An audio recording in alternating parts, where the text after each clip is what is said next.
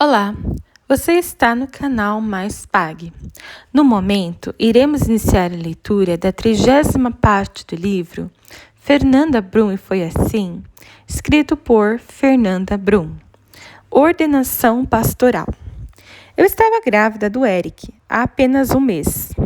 Durante o período de repouso, eu e Emerson recebemos a notícia da indicação pastoral em nossa igreja. Já realizávamos esse ministério pastoral há pelo menos 7 anos. Dirigíamos a terça profética e o ministério de louvor local. No dia 29 de dezembro de 2002, em uma reunião emocionante, na presença de quase todas as ovelhas de minha história nova e antiga, fomos ungidos e ordenados pastores batistas. Eu entrei no templo com passos curtos, vestindo meu terno preto e sandálias rasteiras douradas. Fomos ungidos diante da igreja, que, festeira, respondeu com glórias e aleluias. Encarei a ordenação como uma legitimação de um sacerdócio que eu já possuía na alma e no espírito há muitos anos. Eu sabia que seria pastora desde o dia em que recebi Jesus como Salvador. Meu ser sempre foi dedicado ao próximo e ao sacerdócio. Definitivamente foi a melhor coisa que me aconteceu.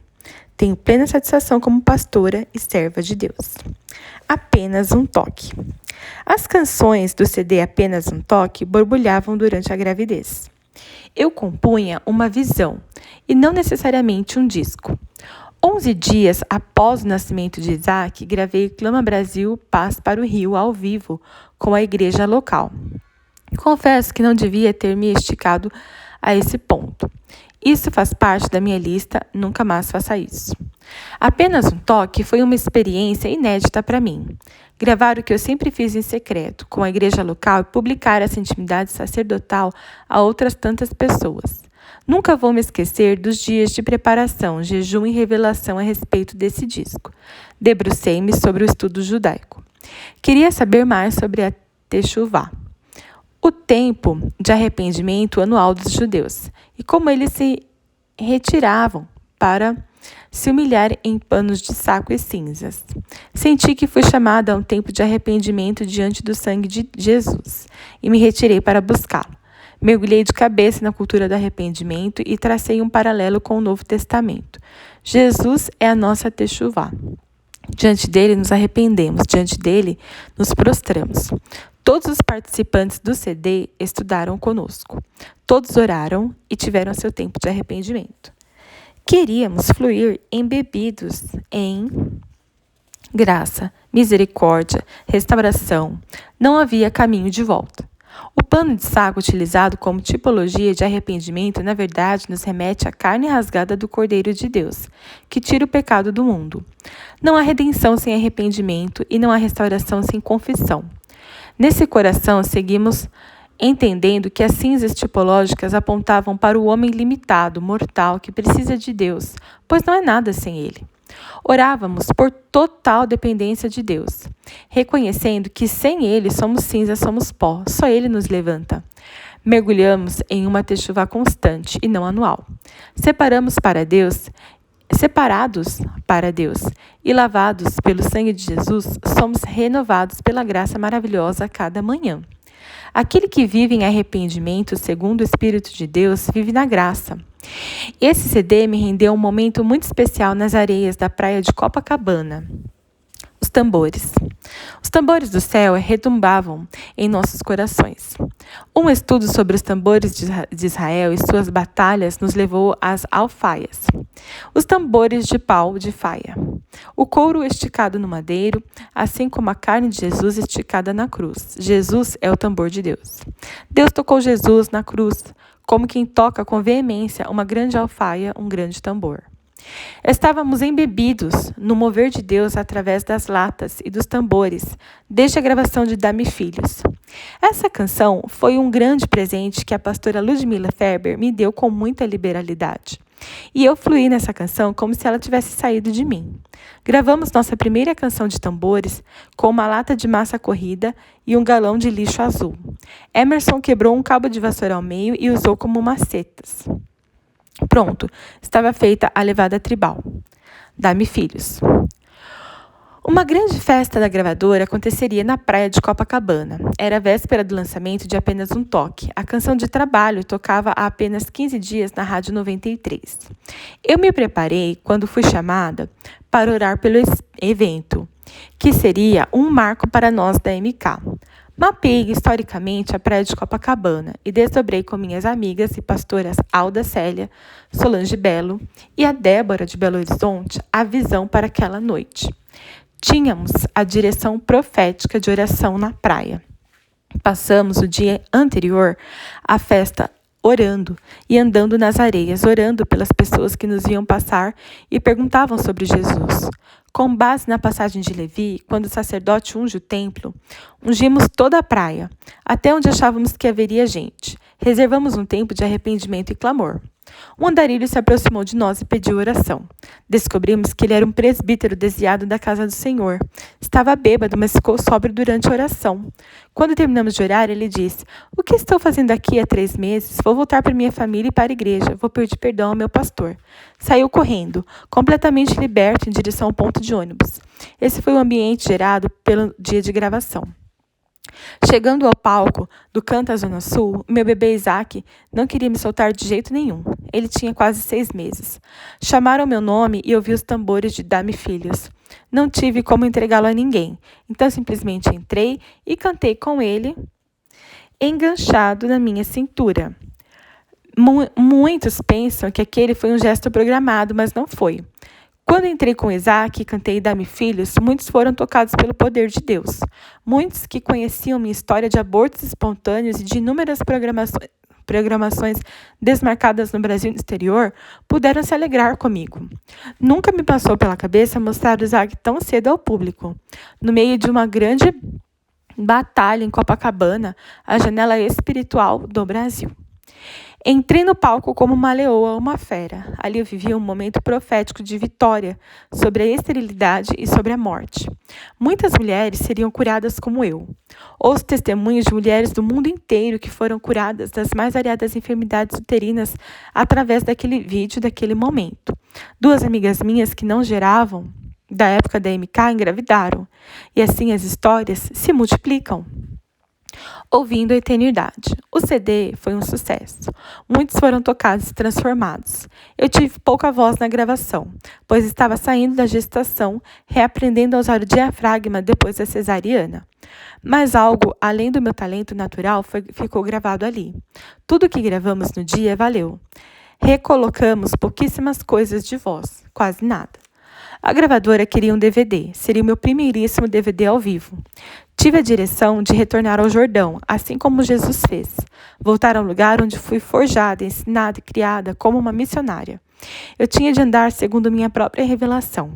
Era hora de seguir mais adiante, precisava ouvir Deus. Resolvi voltar e orar na sala da casa onde fui batizada com o Espírito Santo quando tinha 4 anos de idade. A casa ainda era do meu pai, ficou como herança depois que minha avó morreu.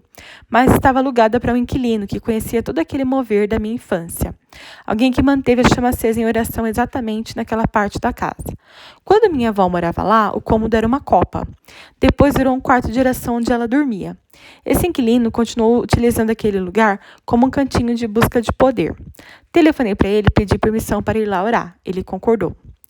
Marquei um período de consagração e jejum com a pastora Solange Belo e fomos para a Casa de Milagres. Quando chegamos, pedi licença, entrei e passei pelos cômodos que eu conhecia de cor. Tudo parecia menor ou eu havia crescido bastante. Procurei pelo perfume que sempre permeava os ambientes, o cheirinho de arroz com tomate que vinha da cozinha, mas agora aquela casa era de outra pessoa. Cheguei até a copa, que virou um quarto, e encontrei a mesma mobília. A cômoda de madeira em frente à cama de solteiro que minha avó utilizou até partir para o Senhor. Lugares visitados pelo poder de Deus são marcos, assim como histórias e igrejas históricas, assim como a casa de John Wesley. Os ambientes onde Deus foi invocado sempre serão terrenos diferenciados sobre a terra. Iniciamos uma oração de gratidão e adoração, mas antes mesmo de terminarmos, caímos no chão por causa da glória de Deus que nos envolveu. Caídos com o rosto em terra, choramos e oramos em línguas estranhas. O nosso amigo inquilino também chorou e falou em línguas do lado de fora do quarto de oração. Era como se a escada de Jacó estivesse ali. Enquanto orávamos, nossos ouvidos espirituais foram abertos e Deus nos fez ouvir pelo Espírito as bênçãos profetizadas sobre nossa linhagem, nossa geração, nossa família. Lembrei-me de muitas orações que eu mesma tinha feito ali naquele lugar, no começo do meu chamado, quando desisti da música popular, do teatro, para servir a Jesus. Foi ali que eu me ajoelhei para receber a renovação no dom de línguas e profecia. Foi ali que aprendi a ministrar aos enfermos. Foi ali que tomei colheradas de óleo ungido por pura direção da ministrante. No meio desse turbilhão de certezas, eu sabia. Deus estava cumprindo em nossas vidas muitas das orações que tinham sido feitas naquele quarto. Além dessas certezas, eu comecei a sentir um aroma maravilhoso que me remetia a antigos momentos de oração.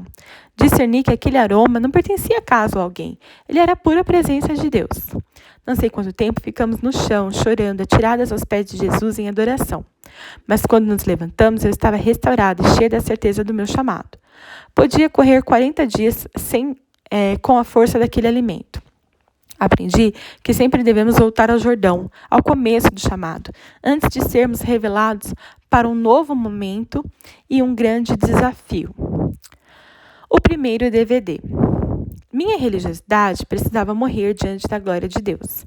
Precisamos ficar atentos para não construirmos uma tenda que nos isole do mundo. A glória de Deus quer se manifestar ao mundo através de nós.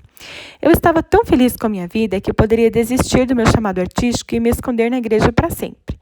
Uma onda de adoradores sem face pregava contra estar em gravadoras e vender CDs, mas eles foram provados em tudo que julgavam profano. Eu queria gravar meu DVD em uma igreja, longe de holofotes, pois julgava que assim seria mais santo. A gravadora queria fazer um show para que todos pudessem participar, mas a igreja não comportaria o público esperado. E foi assim que uma das produtoras me olhou nos olhos e disse: "O que está acontecendo, Fernanda? Você é uma evangelista, sempre foi. Vamos alcançar os que não vão à igreja." O Espírito Santo me deu uma pranchada. Eu estava tão envolvida em minhas experiências sobrenaturais que me esqueci da terra, do meu chamado evangelístico. Aceitei o desafio. Que venham os que não vão à igreja, mas entram em uma casa de shows. Assim como eu fui pescada, muitos peixes virão.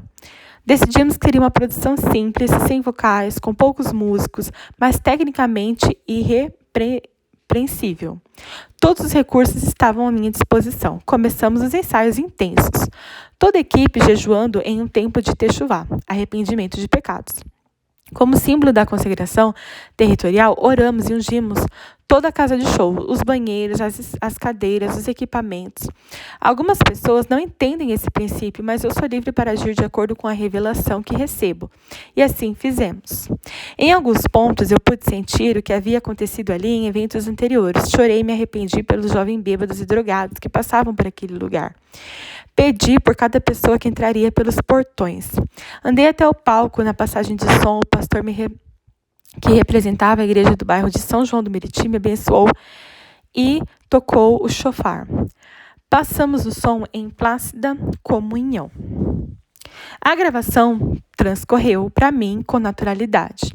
Eu me expressei e me comuniquei como o Senhor havia projetado em minha mente dias antes.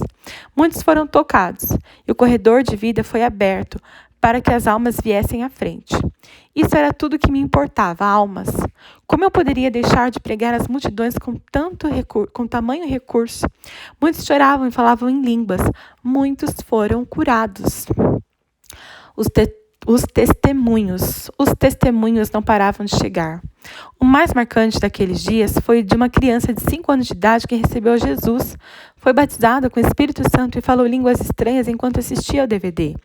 Muitos estavam vivendo e bebendo do que nós bebemos no dia da gravação para a glória de Deus. Eu não podia imaginar. Aquelas manifestações do poder de Deus nunca tinham subido ao meu coração. Eu fui renovada e sou ainda hoje, com todas as realizações do Espírito Santo através desse DVD. Obrigada por acompanhar neste momento de leitura do livro Fernanda Brum, e foi assim.